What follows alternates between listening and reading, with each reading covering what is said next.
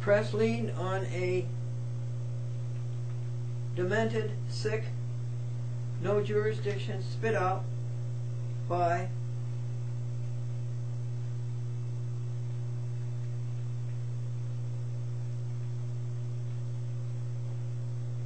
debenched de Blasi and Alphonsus that has no statutory authority and no jurisdiction, who perjured his oath and should have lost his pension and his benefits. He did lose the bench. For violating the constitutions, press tried a fairly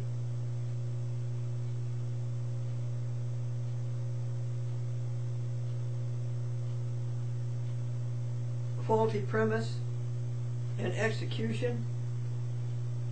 It failed. It was a hoax that crumbled. Press is there to do justice and enforce the law, and he failed dismally. He rendered meaningless his career, emptied his life to crime, but he is redeemable. So pray for him without ceasing. He sacrificed his oath, his office, his pension for a dirty cop-out that blew up in his face in front of 40 people sitting in the courtroom. What did these people do wrong with their lives? Was it their parents, their grandparents? They had elections and options and preferences. Why was it always the cheat path? Lie and steal. Stop asking, Glendora. You know it was their parents. You can always tell a person who had good parents. You can always tell a person who had a good mother.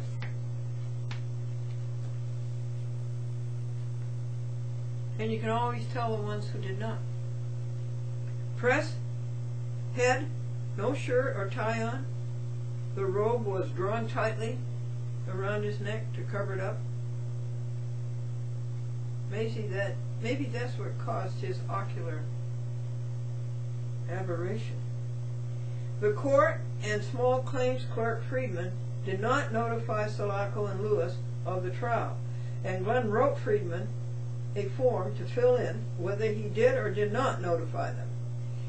Friedman never answered, so he thereby admitted that he didn't notify them, and he covered it up. There is no way that Press, Masterulli, Sulaco, Lewis, Sorrock can lawfully, morally, ethically, honestly, spiritually win this trial. So they ran out. They ran out. Page 35. Thus explaining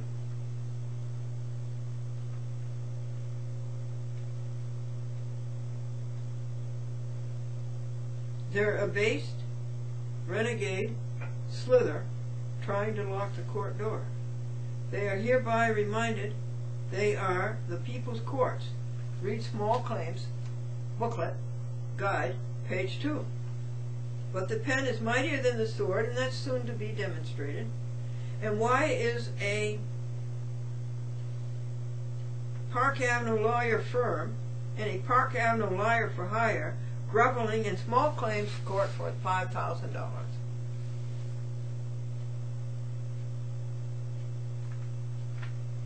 Glendora, God wanted it that way. It is part of God's perfect plan. So you do your part, Glendora. You make this record on paper, you make this record on TV, and you make this record on the internet. www.achatwithglendora.com has 670 half-hour shows on it, and www.youtube.com, Glendora has about 300 shows on it. And then you have the Public Access Network, which is 60 TV stations. Manhattan Neighborhood Network is coming up here the end of the month and do a documentary on A Chat with Glendora. Now, make a record of everything you should have had your right to prove Wednesday, August the 8th, 2007, White Plains City Court. Hansberry was bad enough and Press is worse. Insert, Small Claims Clerk, Paul Freeman, using all the fraud techniques listed on pages 62 to 64, tried to deceive Glendora into admitting that the case against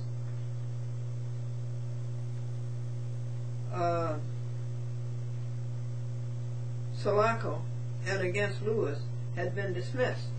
Glendora zapped that with, "I do not have an order saying so."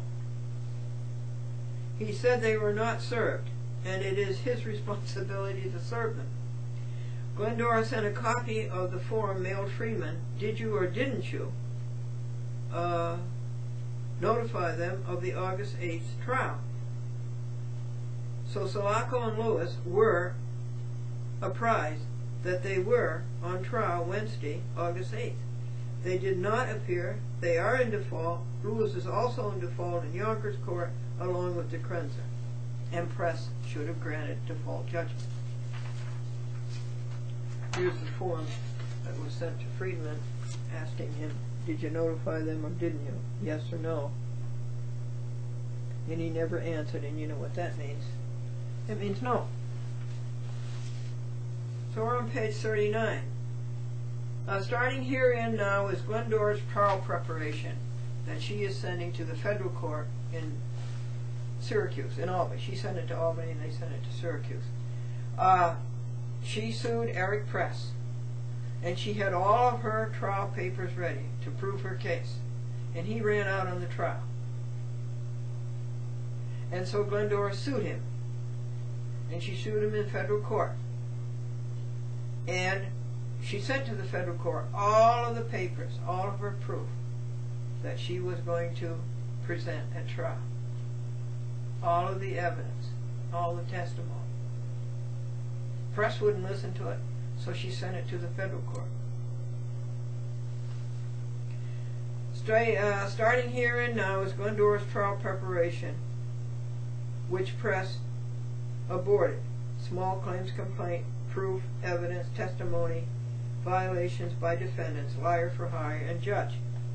How can anything that de Blasi does, or anything else that anybody does, absolve Masterilli, Sulaco, and Lewis from paying Glendora the $5,000 damages that they owed Glendora? In small claims, there has to be a trial.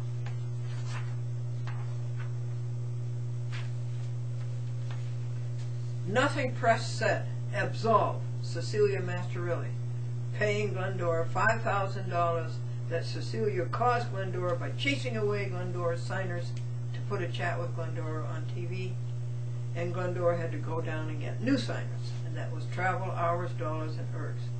How does anything absolve Cecilia, Sulaco, and Lewis of that? You want to come in? Want to come in, Sebastian? Kitty, kitty, kitty, kitty, kitty, kitty, kitty, kitty, kitty, kitty, kitty. That's it, honey. Come on in. That's the boy. It's kind of a nice day out. There's no sun, and it was rain all day yesterday. No, it was cloudy with a little bit of sunshine, intermittent. But the day before it rained all day. We shouldn't be having any rainy clouds now. Glendora now presents her case. She's talking to the federal court. She's presenting everything that she prepared for the White Plains case that Press ran away from. She made 3 copies of every page herein, the court, the defendant, and for Glendora. She was many hours pulling them from the file and copying and collating and stapling, and she will be heard. Glendora lugged 20 pounds of trial proof, 135 miles, plus 10 miles, plus 10 miles, plus 35 miles down, and 145 miles back. And Press copped out. 11:30 a.m. Pull out Press's copies of the proof and evidence from the 20-pound stack held in my arms August the 8th. The night trial was scheduled. I held it in my arms like this. I wouldn't let it go because Hansberry put me in the witness stand, and he wouldn't let me get out to go get my dates and facts. And so I held this right in my arms all the time I stood before Press.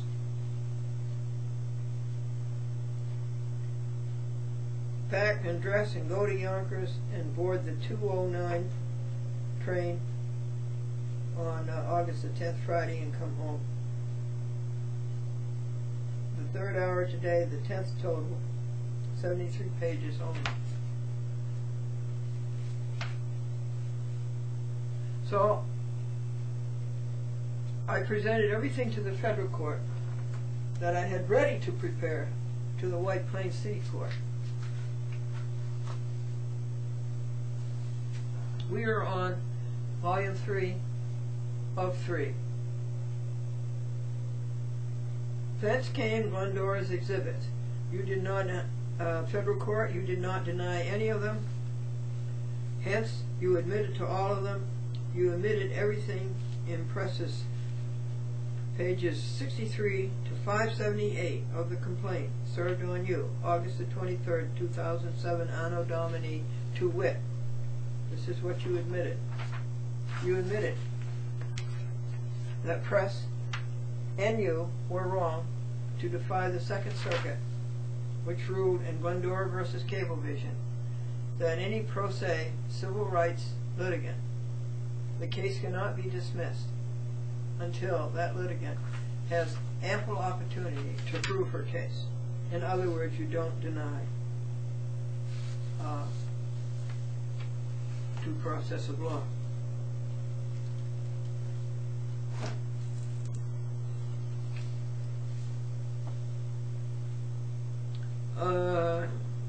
So federal court, you agreed that civil practice laws and rules of New York State, section 3711, 7A, in small claims does not apply. That there has to be a trial, and that the decision on a motion is not appealable, and that sanctions on Sally Stevens, Burke and Walter A. Soroff and Cecilia Masterilli should have been granted, that the costs and disbursements for the travel should have been granted, that the costs and disbursements for the subpoena, which was huge at like $600, plus another $400 in service, and other things. And when Masterilli chased away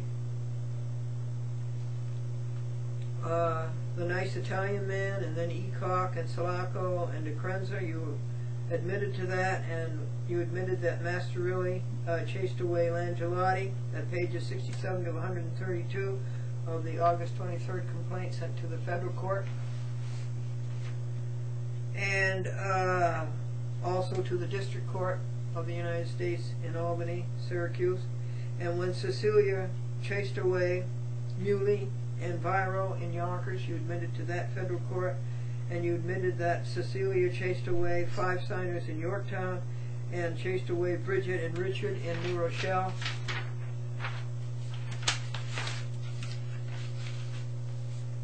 And you admitted that they tried to chase away Zeke Hunter, but he stood by Glendora. And similarly, you admitted to Glendora's points, pages 154 to 156, and to her signers being chased away by the letters of Christine Savarino. Christine Savarino actually wrote letters. They chased people away by telephone, and then they chased them away by letters. And very significantly, you agreed to Glendora's ad dominum on pages 169 to 200. And next you agreed to the receipts, 201 to 276 pages, and to the Significa, pages 277 to 390. And subsequently you admitted to proof it happened as Glendora said it happened, pages 391 to 420. These were all sent up to the Albany court when Glendora sued Eric Press, White Plains City judge. The points on pages 421 to 468, Glendora's closing statements, of which Press deprived her, pages 473 to 476. You also admitted federal court to what Glendora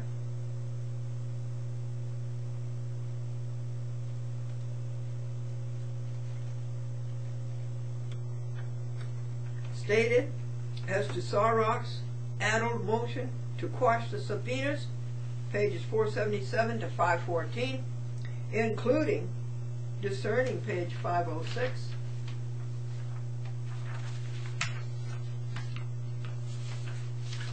We are on page 46. Eric W. Press is being sued for damages, compensatory and punitive for obstruction of justice, violation of small claims rights, general incompetence, ineptitude, anonamics, together with Title 42 of the United States Code, Section 1983, civil rights, and 1985 conspiracy. Title 47 of the United States Code, Section 521, the public access, small claims, the public access law. And he's also being sued for disqualification inter alia. And federal court, you also, by not admitting or denying, you agreed that Glendora's counter motion to sanction Sarok for obstruction of justice as to unlawful motion to quash subpoenas for faking his representation of Masterilli, Savarino, and Eacock. Motion is a nullity for failure to serve properly, for no law, for no facts, and for lies. Subpoenas cost Glendora $1,000 and 40 hours. Sarok and fugitives who were subpoenaed are terrified of the truth, and that Glendora's scrutiny of them in court might reveal the truth. Sarok perjured his oath by violating both the U.S. Constitution and the New York Constitution. And so the federal court agreed that Sarok should have been sanctioned, and Press didn't do it. And here is the annotated objection to every phrase and lie that Sarok wrote. And Press did not deny Sarok's motion. He didn't even mention it. Nobody could be more incompetent than Eric Press. Lastly, you gave me no grounds nor particularity as to Glendora's Rule 4D, Federal Rules of Civil Procedure, her service upon defendant Eric Press. Pages 569 to 578 of the August 23rd, 07 complaint served on you, Federal Court. And your admissions to Glendora's complaint filed August the 23rd, 2007. Now, that was Attachment 2, Part A. Attachment 2, Part B. The second paper that Glendora submitted to you was her 80-page paper excoriating Press's every phrase, error, fraud, disamericanism, violation, inter alia. The date of service on you, Federal Court, and on Press was September the 29th, year 2007, and these 80 pages were an attachment to Glendora's Notice of Appeal, and you did not refute any of the papers, and because you did not refute them, you admitted to them. And here again is their notice telling them that they were to deny or admit, and if they didn't deny or admit, then they agreed to it. Therefore, wherefore, and ergo, you have admitted Press's error, violations, and fraud. Hence, every ruling by Press in his Terrorist Day paper of 9/11, year sub 2007, is a nullity. And here's Attachment 2, Part C. The third paper that Glendora submitted to this court was her Rule 55 motion pursuant to Federal Rules of Civil Procedure for judgment by default. Press was served pursuant to Rule 4D, Federal Rules of Civil Procedure. He was served on August the 23rd, in the year 2007. He was given 30 days to acknowledge the lawsuit and to waive the cost of serving a summons. He was sent a self-addressed stamped envelope stipulated by Rule 4D. Press acknowledged receipt of the notice of lawsuit and the envelope in his 4 pages of September 11th, Terrorist Day, but he did not waive the cost of serving a summons. He failed his civic duty to do so as stipulated by Rule 4D, Federal Rules of Civil Procedure. This matches his failure to do his civic duty as to every part of Glendora versus Cecilia Masterilli, Taibat Salako, and Officer Lewis, Peekskill Police Department. The ruling by the Mordew, Treese, Albany, Syracuse District Court is grossly fraudulent, hence a nullity, in addition to 2 federal judges in violation of all things the United States Code. The federal judge, Mordew, in Syracuse, and the magistrate, Treese, in Albany, violated the United States Code. 2 United States judges violated the United States Code. What good can they be in a court? Well, you're right.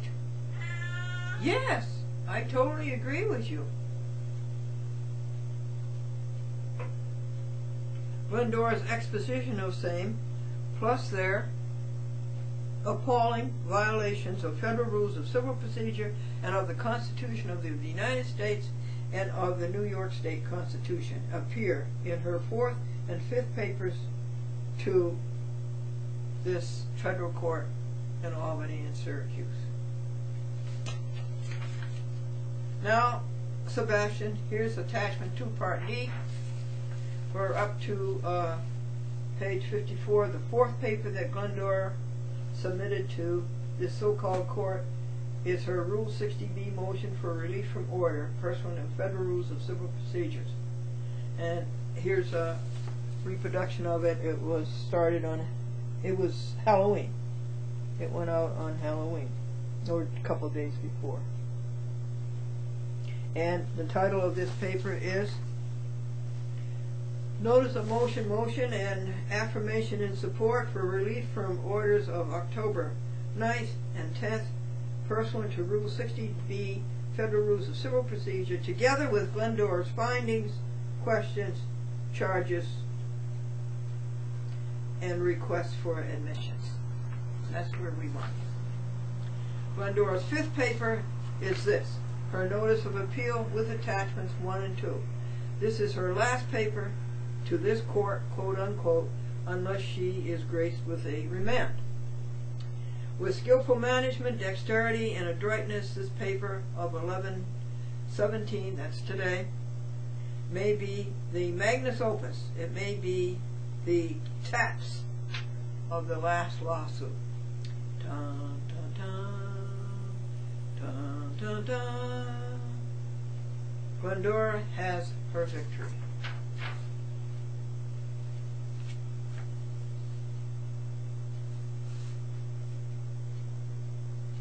One of Glendora's most haunting remissions of sagacity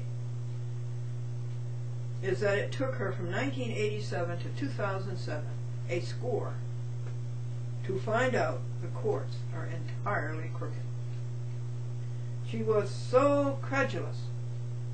She believed the lie she was told in 9th grade civics class. But her exposure of the crime and slime on TV and on the worldwide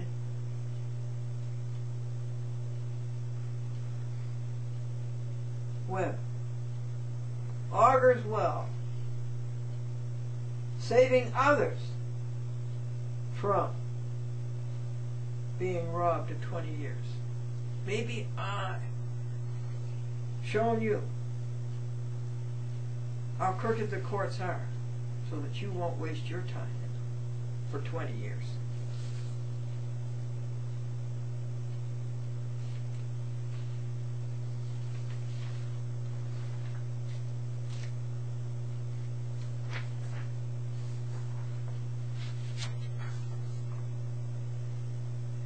Now,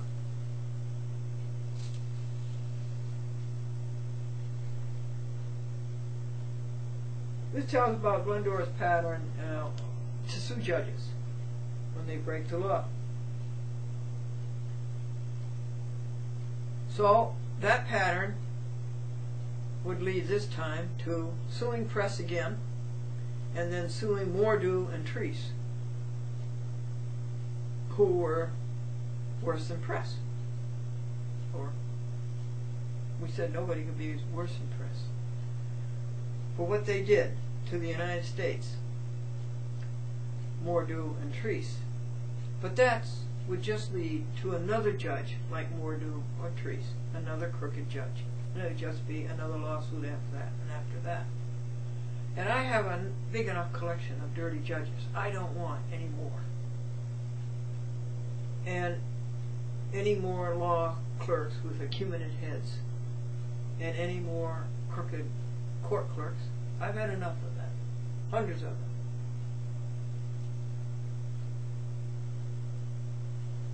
So,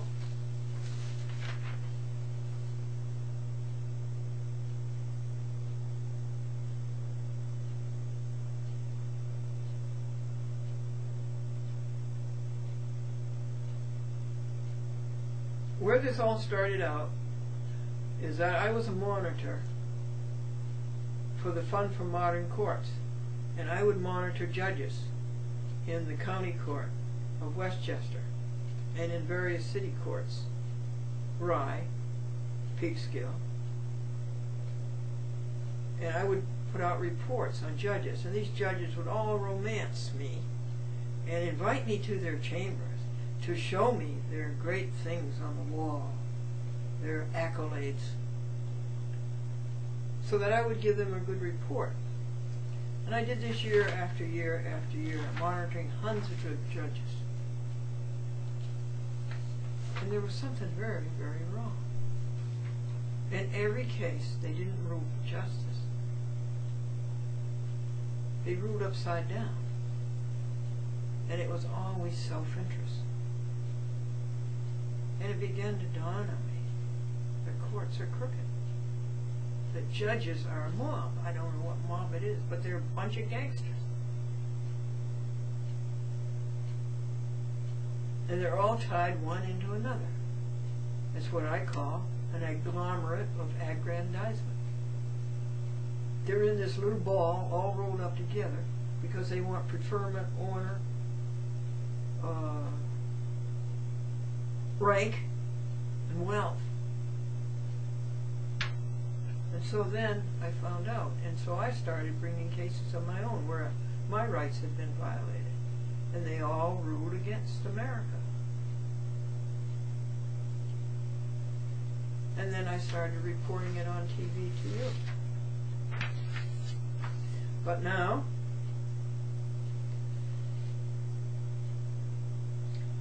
and I sued bad judges all the way from Bangor, Maine, all the way to the Marianas, which are something like 10,000 miles from here. And I sued judges and complained about judges in every circuit that we have. Call them circuits. Boston, the First Circuit. Manhattan, the Second Circuit. Philadelphia, the Third Circuit. Maryland, the Fourth Circuit. I think the Fifth Circuit is in Columbus, Ohio. I think the Sixth Circuit, no, the Sixth Circuit is Columbus, Ohio, and I guess the Fifth Circuit is New Orleans. The Seventh Circuit is Chicago. The Eighth Circuit is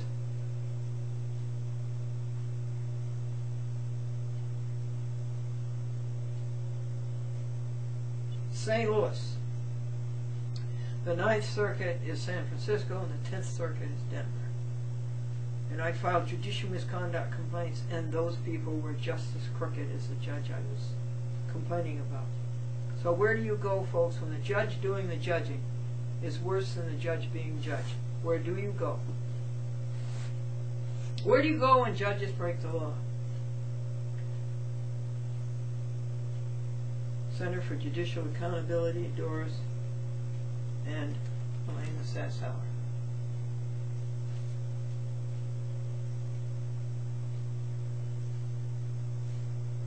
I've made my points, folks. My mission is achieved. It has been brought to an issue of complete success. I'm not going to sue Press, Moore, Doom, Treese, the law clerk, and the court clerk, the ghostwriter. I've already achieved the ultimate. Their admissions, their record of fraud, and their rulings of nullity, and violations of constitutions, failed due process of law, perjury of oath, self-executing mandates of the 14th Amendment. They lose their job on the bench, and they lose their pension.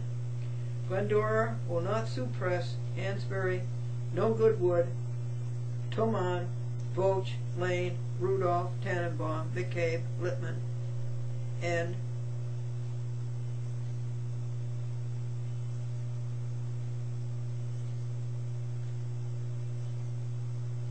who were the 10 worst judges of the year 2006 and 2007. She will send them notices of effect of a failure to deny your admissions, your record of fraud, and making your rulings a nullity.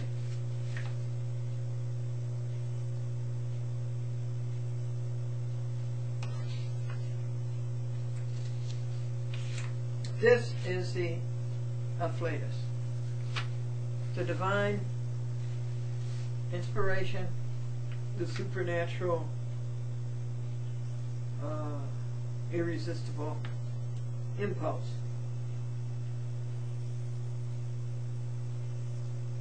And henceforth Glendora will remind her viewers to remember the debasement of the courts and to plead. They pray for these judges, lawyers, clerks. Prayer is thought, and thought is electromagnetic radiation.